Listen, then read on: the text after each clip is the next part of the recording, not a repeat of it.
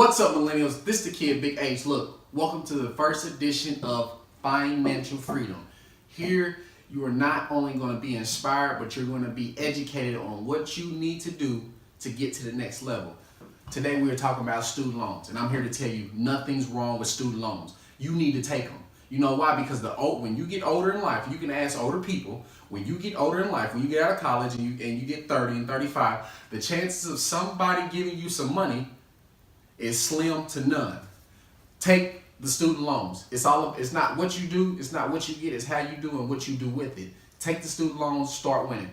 What is a student loan, Howard? A student loan is a type of loan designed to help students pay for post and secondary education and associated fees such as tuition, books, supplies, and living expenses. Now they tell you that's what we want you to do with it, but they're giving you the money to do whatever it is that you want to do with it. You need to take that money and start creating cash flow.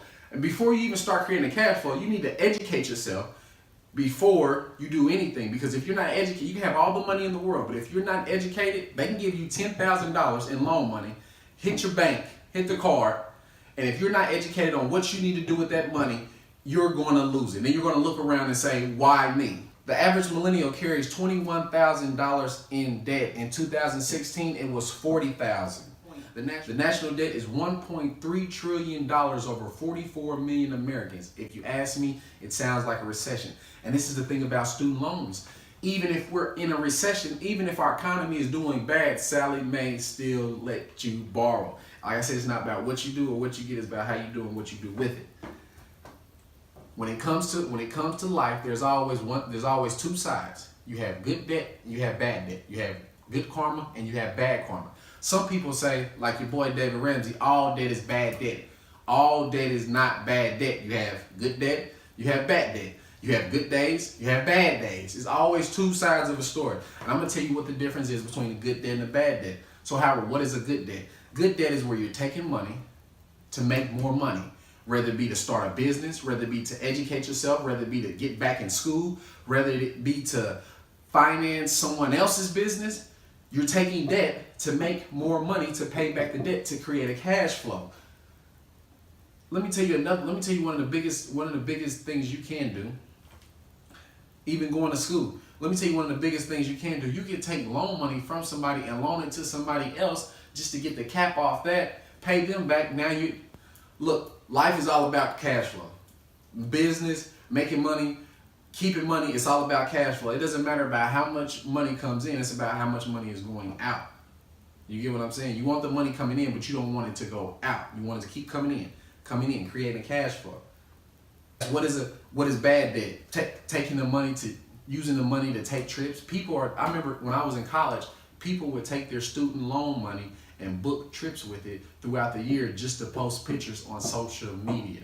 Doesn't make sense. The average person will take a 15 to 30-year mortgage and not even knowing they're paying at least $200,000 or more in taxes and interest just to have something that they don't even really want.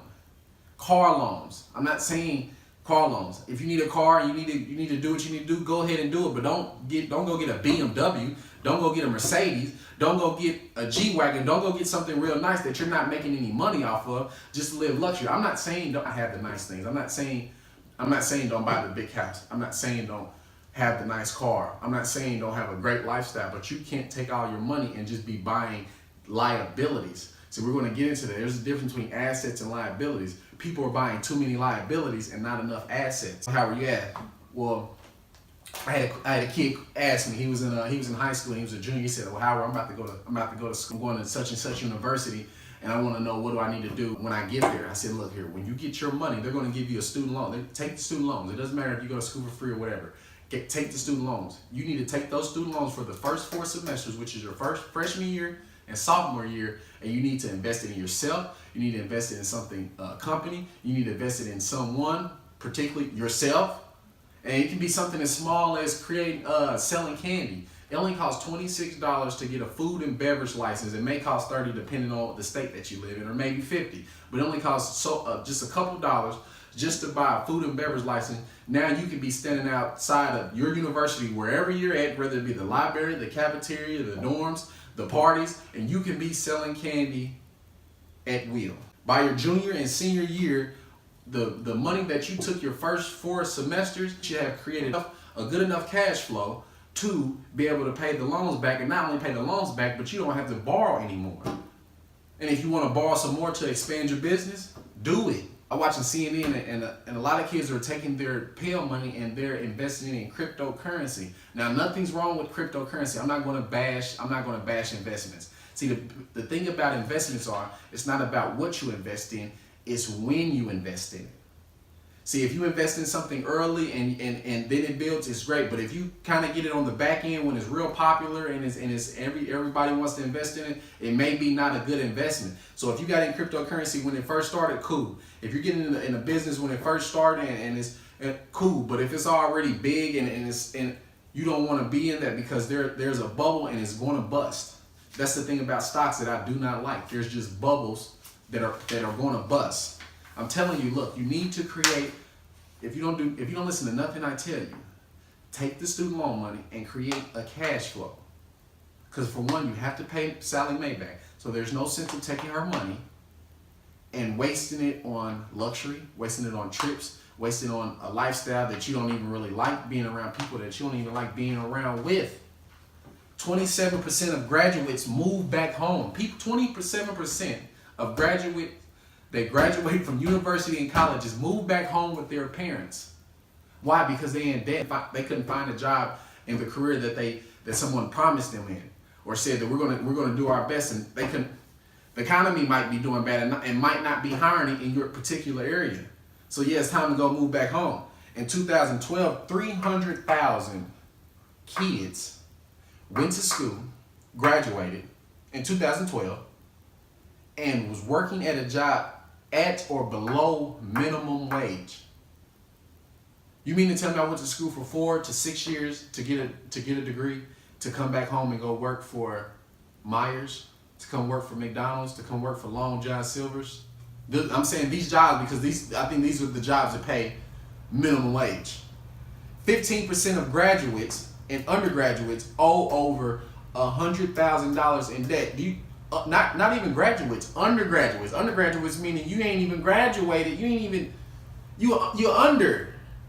You ain't even graduated and you owe $100,000. Why? Because they don't know what to do with their money. They're just taking their money, holding it real tight, trying to save it, thinking that this is the way. Save it and because Dave Ramsey told me to save it. You don't want to save your money. You can't save something you don't have. You need to invest in it. Like you can't miss something you never had. Student loan debt has increased by 500% since 1999. Do you know what 500% means? 500% means if I have $100 and I invest it and they give me 500% back, that means I make $500. Student loans are accruing nationally at a rank of $3,000 per second, meaning every second that goes by, $3,000. $3,000. $3,000. $3,000. $3,000. $3,000. $3,000. $3,000. Every second, the national debt is accruing by $3,000. One of those checks that they give you is going to be anywhere from $7,000 to $3,000. Take the loans, invest in yourself, invest in something. First, be yourself. You need to get educated. Let me tell you why you need to take the debt now so you won't have to take the debt later. 65% says the lack of money causes anxiety. You might not have anxiety when you're 17, but I guarantee you when you get 30, you're going to have anxiety.